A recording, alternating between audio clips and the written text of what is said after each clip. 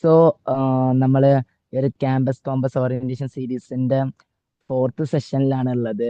So നമുക്കറിയാം, ആ, നമ്മളെ എഡ്യൂക്കേഷൻ സിസ്റ്റം എന്ന് പറയുന്നത് ആ, ഒരു പുതിയൊരു സ്റ്റേജിലേക്ക് കടന്നിരിക്കുകയാണ് കുറച്ച് റീസെന്റ് ഇയേഴ്സ് ആയിട്ട്. NEP 2020 2020 NEP ഭാഗമായിട്ട് നമ്മളെ എൻ്റെ അക്കാഡമിക് സിസ്റ്റം അല്ലെങ്കിൽ ഒരു എഡ്യൂക്കേഷൻ സിസ്റ്റം അത് വേറെ രീതിയിലേക്ക് തന്നെ മാറിയാണ്. അതിന്റെ സ്ട്രക്ചർ എല്ലാം മാറിയിരിക്കുകയാണ്, എസ്പെഷ്യലി നമ്മളെ ഹയർ എഡ്യൂക്കേഷൻ സിസ്റ്റം. സോ ഒരുപാട് കാലമായിട്ട് നമ്മളെ നാട്ടിൽ അല്ലെങ്കിൽ നമ്മളെ ഇന്ത്യയിൽ നിലനിന്നിരുന്ന ആ ഒരു ഡിഗ്രി സിസ്റ്റം അല്ലെങ്കിൽ ഒരു പോസ്റ്റ് ഗ്രാജുവേഷൻ സിസ്റ്റം ഇതെല്ലാം മാറി ഒരു പുതിയൊരു സ്ട്രക്ചർ അല്ലെങ്കിൽ സിസ്റ്റം അതിനെ റീപ്ലേസ് ചെയ്തുകൊണ്ട് വന്നിരിക്കുകയാണ്.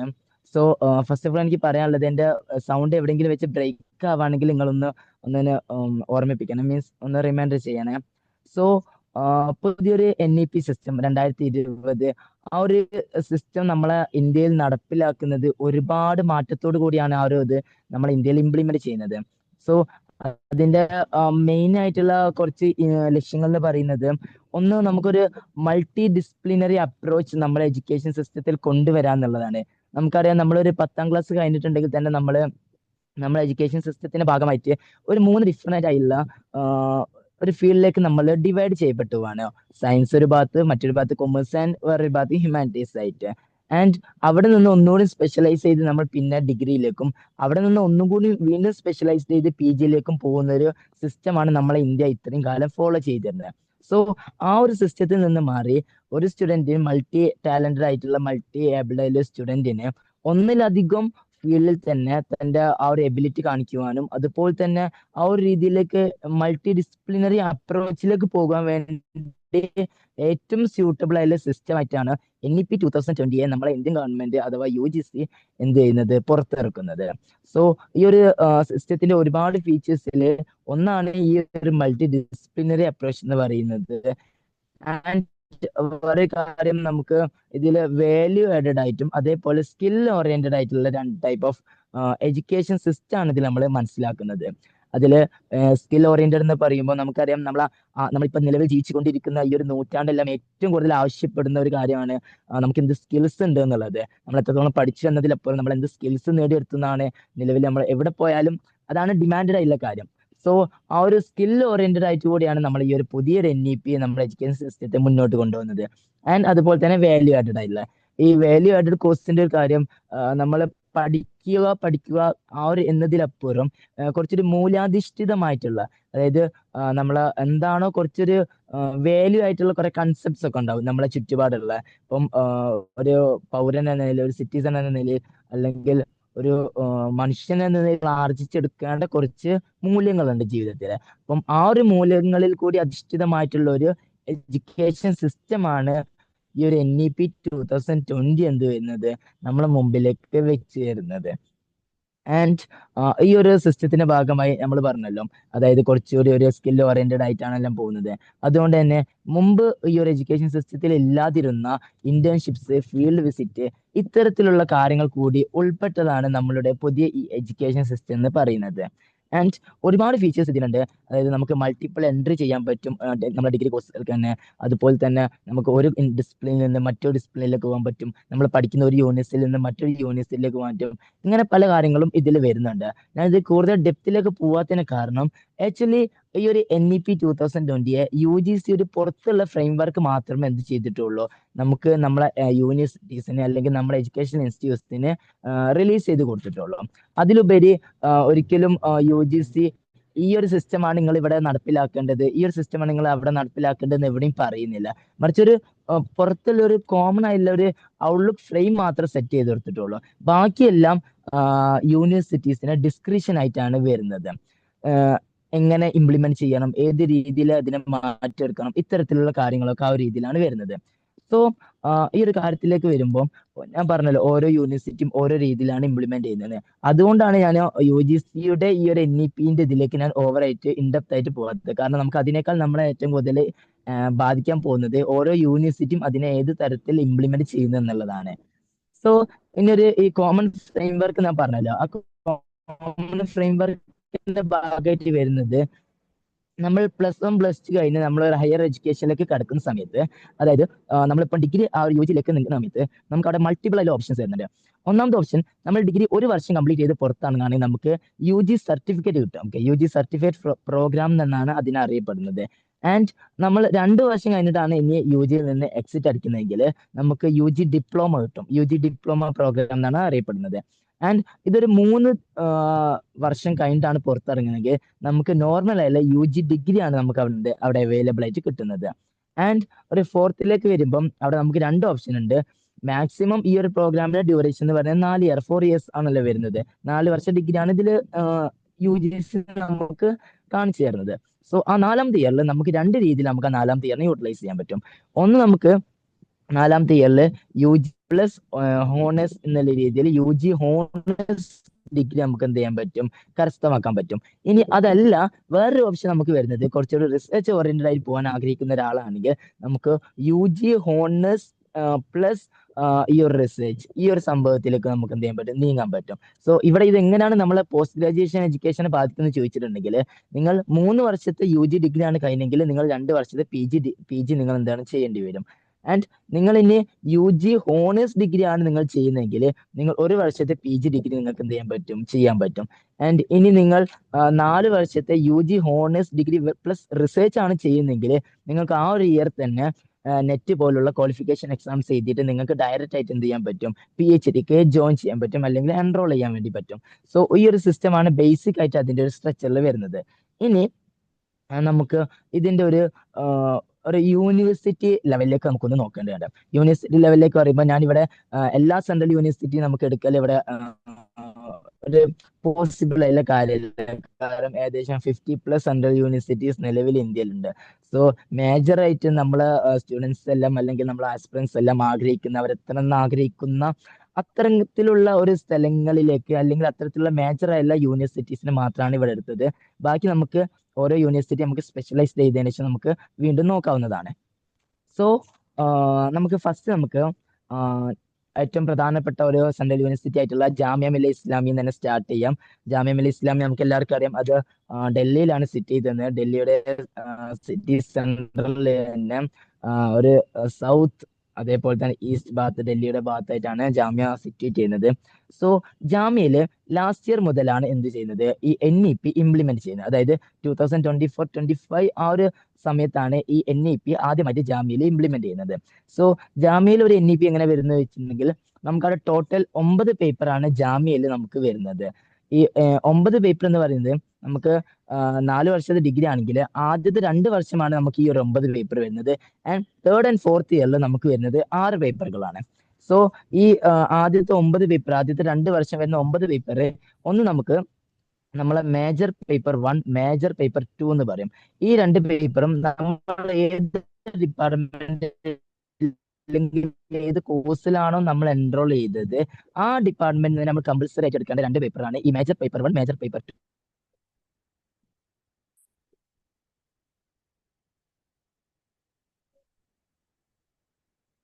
ഇത് രണ്ടാണ് എനിക്ക് ഫസ്റ്റ് ആദ്യത്തെ 4 സെമ്മിൽ എനിക്ക് ഈ മേജർ 1ഉം മേജർ 2ഉം നമുക്ക് 8 സെമ്മിലും, അതായത് 4 വർഷം നമുക്ക് എന്ത് ചെയ്യാൻ വേണ്ടി വരും. ആൻഡ് തേർഡ് പേപ്പർ വരുന്നത് മൈനർ പേപ്പർ 1 ആണ് വരുന്നത്. അതാണ് ഇവിടെ ഒരു വോയിസ് എടുക്ക് ബ്രേക്ക് ആവുന്ന പറയുന്നുണ്ട്. Just 1 minute.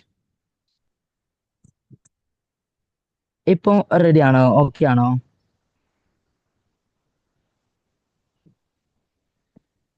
ഹലോ, ഓക്കെ അല്ലേ? Okay okay.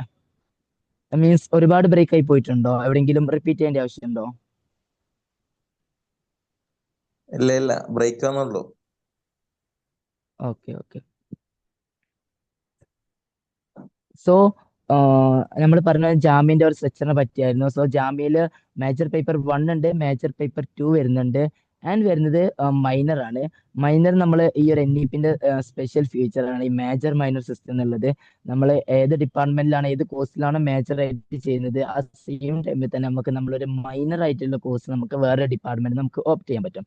ഇപ്പം ഞാൻ ഒരു എക്സാമ്പിൾ പറയുകയാണെങ്കിൽ, നമ്മൾ പൊളിറ്റിക്സിനാണ് മേജർ സെലക്ട് ചെയ്തെങ്കിൽ മൈനർ എനിക്ക് പൊളിറ്റിക്സ് അല്ലാത്ത വേറെ ഏത് ഡിപ്പാർട്ട്മെന്റിൽ നിന്ന് മൈനർ എടുക്കാൻ പറ്റും. സോ മൈനറിന് ഒരു പേപ്പറാണ് നമുക്ക് വരുന്നത്. അങ്ങനെ ഈ ഒരു 3 പേപ്പർ ഉണ്ട്, അതായത് മേജർ പേപ്പർ, മൈനർ. ഈ മേജർ രണ്ടെണ്ണം മൈനർ ഒന്ന്, ഇത് മൂന്നും നമുക്ക് എന്ത് ചെയ്യാൻ പറ്റില്ല. ഒരിക്കലും നമ്മൾ ചൂസ് ചെയ്ത് കഴിഞ്ഞാൽ നമുക്ക് ഒരിക്കലും ഡിപ്പാർട്ട്മെന്റ് മാറ്റില്ല. അതായത് നമ്മൾ 4 വർഷം നമ്മൾ എന്ത് ചെയ്യേണ്ടി വരും, ഈ ഒരു സെയിം ഡിപ്പാർട്ട്മെന്റിൽ തന്നെ നമ്മൾ പേപ്പർ ഓപ്റ്റ് ചെയ്യേണ്ടി വരും. ആൻഡ് പിന്നെ വരുന്നത് ഒരു ഓപ്ഷണൽ പേപ്പേഴ്സ് ആണ്. ഓപ്ഷണൽ പേപ്പർ മീൻസ് നമ്മളിത് ചെയ്യൽ കമ്പൽസറി ആണ്, പക്ഷെ നമുക്ക് എന്ത് ചെയ്യാൻ പറ്റും, ഈ ഏത് ഡിപ്പാർട്ട്മെന്റിൽ നിന്ന് ഏത് പേപ്പർ എടുക്കണം എന്നുള്ളത് നമ്മളെ ഒരു ഓപ്ഷൻ ആണ്. എക്സാമ്പിൾ അറിയാണ്, 3 പേപ്പേഴ്സ് വരുന്നത്, ഒന്ന് MDC അഥവാ multi disciplinary paper, and second one value added paper, third one skill enhancement paper. So ഈ ഒരു 3 പേപ്പറും നമുക്ക് എന്ത് ചെയ്യാൻ പറ്റും. ഇപ്പം ഫസ്റ്റ് സെമ്മിൽ ഞാൻ എന്റെ ഡിപ്പാർട്ട്മെന്റ് പൊളിറ്റിക്സ് നിന്നാണ് എടുത്തതെങ്കിൽ സെക്കൻഡ് സെമ്മിൽ എന്ത് ചെയ്യാൻ പറ്റും, എനിക്ക് സോഷ്യോളജി എടുക്കാം, തേർഡ് സെമ്മിൽ എനിക്ക് സൈക്കോളജി എടുക്കാം. ഏത് ഡിപ്പാർട്ട്മെന്റിലേക്ക് വേണമെങ്കിലും ഈ പേപ്പർ നമുക്ക് മാറ്റി മാറ്റി എടുക്കാൻ പറ്റുന്നതാണ്. സോ ഇതാണ് അതിന്റെ ഏറ്റവും വലിയൊരു ഫീച്ചർ എന്ന് പറയുന്നത്. ഈ ഒരു 3 പേപ്പേഴ്സും നമുക്ക് 4 വർഷം നമ്മൾ എന്ത് ചെയ്യണം, ക്യാരി ചെയ്യേണ്ട പേപ്പേഴ്സ് ആണ്. ഓരോ സെമ്മിലും നമുക്ക് 22 ക്രെഡിറ്റ് ആണ് വരുന്നത്. അപ്പൊ ഞാൻ ആദ്യം പറഞ്ഞ 3 പേപ്പേഴ്സ് ഉണ്ടല്ലോ, മേജർ ആൻഡ് മൈനർ പേപ്പേഴ്സ്, ആ 3 പേപ്പറിനും 4 ക്രെഡിറ്റ് വീതം, അങ്ങനെ ടോട്ടൽ 12 ക്രെഡിറ്റ് ആണ് അതിന് വരുന്നത്. ആൻഡ് ഈ ഒരു MDC അഥവാ മൾട്ടി ഡിസിപ്ലിനറിക്ക് 3 ക്രെഡിറ്റും, സ്കില്ലിന് 3 ക്രെഡിറ്റും, ആൻഡ് വാല്യൂ ആഡറിന് 2 ക്രെഡിറ്റ് ആണ് വരുന്നത്. ഈ 6 പേപ്പർ കൂടാതെ വരുന്ന 3 പേപ്പേഴ്സ്, ഒന്ന് ജനറൽ ഇംഗ്ലീഷ്, രണ്ടാമത് general Urdu, and third one ഒരു റിലീജിയസ് പേപ്പർ. സോ ഈ ഒരു ജനറൽ ഇംഗ്ലീഷ് 2 ക്രെഡിറ്റ് വരുന്ന പേപ്പറാണ്, ആൻഡ് ജനറൽ ഉറുദു ആൻഡ് വരുന്നത് റിലീജിയസ് പേപ്പർ. റിലീജിയസ് പേപ്പർ എന്ന് പറഞ്ഞാൽ ജാമ്യ പ്രൊവൈഡ് ചെയ്യുന്ന ഒരു 3 കോഴ്സ് ഉണ്ട്, 3 പേപ്പേഴ്സ് ഉണ്ട്. ഒന്നാമത്തേത് Indian religion culture, second one Hindu religion culture, and third one ഇസ്ലാമിയത്ത്. സോ ഈ ഒരു പേപ്പറിനും നമുക്ക് ഏതെങ്കിലും ഒരു പേപ്പർ റിലീജിയസ് പേപ്പർ ചൂസ് ചെയ്യാൻ പറ്റുന്നതാണ്. ഞാൻ ഈ ലാസ്റ്റ് പറഞ്ഞ 3 പേപ്പേഴ്സ് നമുക്ക് ആദ്യത്തെ 2 വർഷം മാത്രമേ പഠിക്കാനുണ്ടാവുള്ളൂ. അതുകൊണ്ടാണ് ഞാൻ പറഞ്ഞത് ലാസ്റ്റിലെ 2 ഇയേഴ്സിൽ നമുക്ക് പേപ്പറിന് എണ്ണം 9ൽ നിന്ന് 6 കുറയുമെന്ന് പറഞ്ഞത്. സോ ഇത്തരത്തിലുള്ള കാര്യങ്ങളാണ് ജാമ്യമായിട്ട് റിലേറ്റ് ചെയ്ത് വരുന്നത്.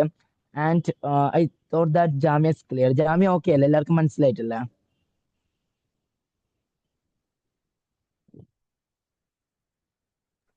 മനസ്സിലായി. Okay okay okay. സോ അടുത്തത് ഡൽഹിയിൽ തന്നെയല്ല, അനദർ ഇമ്പോർട്ടൻറ്റ് യൂണിവേഴ്സിറ്റി ആയുള്ള ഡൽഹി യൂണിവേഴ്സിറ്റിയെ പറ്റിയിട്ടാണ്. ആൻഡ് ഈ ഡൽഹി യൂണിവേഴ്സിറ്റിയുടെ കാര്യത്തിലേക്ക് വരുമ്പോൾ നമുക്ക് ഡൽഹി യൂണിവേഴ്സിറ്റിയിൽ 7 പേപ്പേഴ്സ് ആണ് നമുക്ക് വരുന്നത്. ആ 7 പേപ്പേഴ്സിൽ നമുക്ക് ഒരു മേജർ പേപ്പർ വരുന്നുണ്ട്, ആൻഡ് സെക്കൻഡ് മേജർ പേപ്പർ വരുന്നുണ്ട്, തേർഡ് മേജർ പേപ്പർ വരുന്നുണ്ട്. അങ്ങനെ 3 മേജർ പേപ്പർ നമുക്ക് വരുന്നുണ്ട്. അപ്പൊ നിങ്ങൾക്ക് ആ ഒരു ഡിഫറൻസ് മനസ്സിലാവും, എങ്ങനെയാണ് യൂണിവേഴ്സിറ്റീസ് അതിന്റെ ഡിസ്ക്രിപ്ഷൻസ് കാണിച്ചതിന്റെ ഡിഫറൻസ് അവിടെ കറക്റ്റ് മനസ്സിലാവും. അതായത് ജാമ്യ 2 മേജർ എനിക്ക് കൊടുത്തത്, ഡൽഹിയിൽ എത്തിയപ്പോൾ അത് ഡൽഹി 3 മേജർ പേപ്പർ കൊടുക്കാൻ തുടങ്ങി. ആൻഡ് ഡൽഹി മൈനർ പ്രൊവൈഡ് ചെയ്യുന്നത്, ഡൽഹി ഒരു മൈനർ തന്നെയാണ് പ്രൊവൈഡ് ചെയ്യുന്നത്. പിന്നെ ഡൽഹിയിലേക്ക് വരുന്ന 3 പേപ്പേഴ്സ്, ഒന്ന് എബിലിറ്റി എൻഹാൻസ്മെന്റ് പേപ്പർ വരുന്നുണ്ട്, ആൻഡ് വാല്യൂ ആഡഡ് പേപ്പറും അതേപോലെ തന്നെ സ്കിൽ എൻഹാൻസ്മെന്റ് പേപ്പറും വരുന്നുണ്ട്. ഇതില് ഈ ഒരു കേസിൽ വരുമ്പോൾ വാല്യൂ ആഡഡും സ്കിൽ ആഡഡും ഡൽഹി യൂണിവേഴ്സിറ്റിയിൽ നമുക്ക് എന്താണ് ഓപ്ഷനിലാണ്. അതായത് നമ്മൾ ഇഷ്ടപ്പെട്ട ഡിപ്പാർട്ട്മെന്റിൽ നിന്ന് ഇഷ്ടപ്പെട്ട പേപ്പർ നമുക്ക് എന്ത് ചെയ്യാൻ പറ്റും, ഓപ്റ്റ് ചെയ്യാൻ പറ്റുന്നതാണ്. ആൻഡ് എബിലിറ്റി എൻഹാൻസ്മെന്റ് പേപ്പറിൽ ഡൽഹി യൂണിവേഴ്സിറ്റി പ്രൊവൈഡ് ചെയ്യുന്ന 2 പേപ്പേഴ്സ് ഉണ്ട്. അതായത് ഒന്ന് ഒരു എൻവിറോൺമെന്റ് റിലേറ്റ് ചെയ്ത പേപ്പറും, രണ്ടാമത് നമുക്കൊരു ലാംഗ്വേജ് പേപ്പർ എടുക്കാൻ പറ്റും.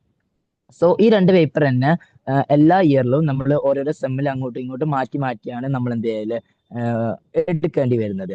ആൻഡ് ഡൽഹിന്റെ കേസിൽ നമുക്കും ഇപ്പം ഫസ്റ്റ് ഇയറിൽ 7 പേപ്പർ വരുന്നുണ്ട്, സെക്കൻഡ് സെമ്മിലും 7 പേപ്പർ വരുന്നുണ്ട്, സെക്കൻഡ് ഇയറിലും 7 പേപ്പർ വരുന്നുണ്ട്, തേർഡ് ഇയറിൽ എത്തുമ്പോൾ അത് 6 പേപ്പറും, ആൻഡ് ഫോർത്ത് ഇയറിൽ എത്തുമ്പോൾ 4 പേപ്പറും, പ്ലസ് നമ്മൾ അവിടെ എന്താണ് ഒരു ഡിസർട്ടേഷൻ പോലെ അങ്ങനെ എന്തെങ്കിലുമാണ് നമുക്ക് എന്ത് ചെയ്യേണ്ടി വരുന്നത്.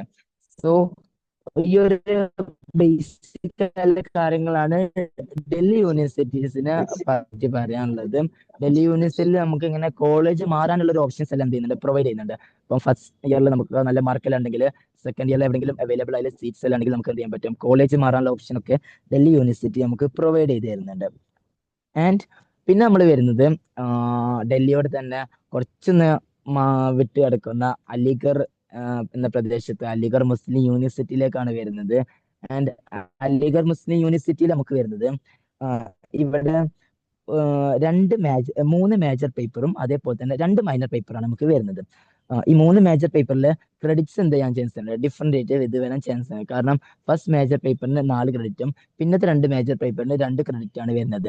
ഇതെല്ലാം പ്യൂർലി യൂണിവേഴ്സിറ്റിന്റെ ഡിസ്ക്രിപ്ഷൻ ആയിട്ടാണ് ഇത് വരുന്നത്. സോ ഇങ്ങനെ ഒരു 3 മേജർ പേപ്പറും 2 മൈനർ പേപ്പറും ആണ് നമുക്ക് മെയിൻ ആയിട്ട് വരുന്നത്. ഇത് കൂടാതെ നമുക്ക് ഒരു വാക്ക് എന്ന് പറഞ്ഞ പേപ്പർ വരുന്നുണ്ട്, അതായത് വാല്യൂ ആഡഡ് കോഴ്സ്, അതേപോലെ തന്നെ വോക്ക് പറഞ്ഞ പേപ്പർ, അതായത് വൊക്കേഷണൽ ആയിട്ടുള്ള ഒരു പേപ്പറാണ് നമുക്ക് എന്ത് ചെയ്യുന്നത് വരുന്നത്. ഇനി ഇതിപ്പം ഞാൻ പറഞ്ഞല്ലോ 3 മേജർ പേപ്പർ, 2 മൈനർ പേപ്പർ, 5 പേപ്പറായി. ആൻഡ് ഒരു വാക്ക്, ഒരു വോക്ക്, 7 പേപ്പേഴ്സായി. ആൻഡ് ഇതിനോടൊപ്പം തന്നെ വേറെ പേപ്പർ വരുന്നത് ജനറൽ എലക്റ്റീവ് എന്ന് പറഞ്ഞ പേപ്പറാണ്. ഈ ജനറൽ എലക്റ്റീവ് എന്ന് പറഞ്ഞ പേപ്പർ നമുക്ക് ഫസ്റ്റ് 2 ഇയറിലാണ് യൂസ് ചെയ്യാൻ വരുന്നത്, നമുക്ക് വരുന്നതുള്ളൂ. അതേപോലെ തന്നെ ഈ വാല്യൂ ആഡഡ് പേപ്പറും വൊക്കേഷണൽ ആയിട്ടുള്ള പേപ്പറും വരുന്നത് നമുക്ക് രണ്ടും ഫ്ലെക്സിബിൾ ആയിട്ടാണ് വരുന്നത്. നമുക്ക് ചേഞ്ച് ചെയ്യാൻ പറ്റും. ഓരോ സെമ്മിൽ നമുക്ക് അത് മാറ്റാനുള്ള ഒരു ഓപ്ഷൻ കൂടി നമുക്ക് എന്ത് ചെയ്യുന്നുണ്ട്, അലിഗഡ് മുസ്ലിം യൂണിവേഴ്സിറ്റി പ്രൊവൈഡ് ചെയ്യുന്നുണ്ട്. ആൻഡ് വേറൊരു കാര്യം ഇതിൽ വരുന്നത്, നമ്മൾ 3rd and 4th ഇയറിൽ എത്തുമ്പോൾ അവിടെ മേജർ 3 പേപ്പറും വരുന്നുണ്ട്. അതേപോലെ തന്നെ വാക്ക് ആൻഡ് വോക്ക് എന്ന ആ ഒരു പേപ്പറും എക്സിസ്റ്റ് ചെയ്യുന്നുണ്ട്. അതായത് ഞാൻ പറഞ്ഞില്ല, ജനറൽ എലക്റ്റീവ് പേപ്പർ നമുക്ക് 2 ഇയർ കഴിഞ്ഞാൽ പിന്നെ നമുക്ക് അവിടെ ഉണ്ടാവില്ല. സോ അവിടെ മേജർ 3 പേപ്പറും ഉണ്ട് ആൻഡ് വാക്ക് ആൻഡ് വോക്ക് ആ 2 പേപ്പർ വരുന്നുണ്ട്. അവിടെ നമുക്ക് മൈനർ ചെയ്യൽ കമ്പൽസറി ഇല്ല. പക്ഷെ നമ്മൾ മൈനർ ചെയ്യുകയാണെങ്കിൽ ഒരു 6 ക്രെഡിറ്റിനാണ് നമുക്ക് ലാസ്റ്റ് 2 ഇയറിൽ അലിഗഡ് മുസ്ലിം യൂണിവേഴ്സിറ്റിയിൽ മൈനർ വരുന്നത്. ആ ഒരു മൈനർ നമ്മൾ അവിടെ ചെയ്യുകയാണെങ്കിൽ നമുക്ക് ആ മൈനറിലും കൂടി ഡിഗ്രി പ്രൊവൈഡ് ചെയ്യും. ഇനി നമ്മൾ മൈനർ ചെയ്യുന്നില്ലെങ്കിൽ നമുക്ക് എന്ത് ചെയ്യാൻ പറ്റും, നമ്മളെ ഏത് സബ്ജക്ട് നമ്മളെ മേജർ ആയിട്ട് വരുന്നത് അതിൽ തന്നെ നമുക്ക് എന്ത് ചെയ്യാൻ പറ്റും, ഒരു ഹോണേഴ്സ് ഡിഗ്രി അല്ലെങ്കിൽ ചെയ്യാൻ പറ്റും. സോ ഇങ്ങനെയാണ് അലിഗഡിന്റെ ഒരു സിസ്റ്റം വരുന്നത്. ആൻഡ് ഇനി നമുക്ക് പോണ്ടിച്ചേരി യൂണിവേഴ്സിറ്റിന്റെ ഒന്ന് നോക്കാം. നമുക്ക് പോണ്ടിച്ചേരി യൂണിവേഴ്സിറ്റി ഒരുപാട് മലയാളീസ് ഓപ്റ്റ് ചെയ്യുന്ന അല്ലെങ്കിൽ ഒരുപാട് മലയാളീസ് പഠിച്ചുകൊണ്ടിരിക്കുന്ന ഒരു യൂണിവേഴ്സിറ്റി കൂടിയാണ്. ആൻഡ് പോണ്ടിച്ചേരി യൂണിവേഴ്സിറ്റിയിലും നമുക്ക് 7 പേപ്പേഴ്സ് ആണ് വരുന്നത്. അതിൽ ഒരു മേജർ പേപ്പർ വരുന്നുണ്ട്, ഒരു മൈനർ പേപ്പർ വരുന്നുണ്ട്. ഇത് രണ്ടും നമുക്ക് 4 വർഷം ഒരേ ഡിപ്പാർട്ട്മെന്റിൽ തന്നെ എടുക്കണം. ആൻഡ് പിന്നെ ഒരു 2 വാല്യൂ ആഡഡ് പേപ്പർ വരുന്നുണ്ട്. അത് നമുക്ക് സെം വൈസ് നമുക്ക് മാറ്റാൻ പറ്റും.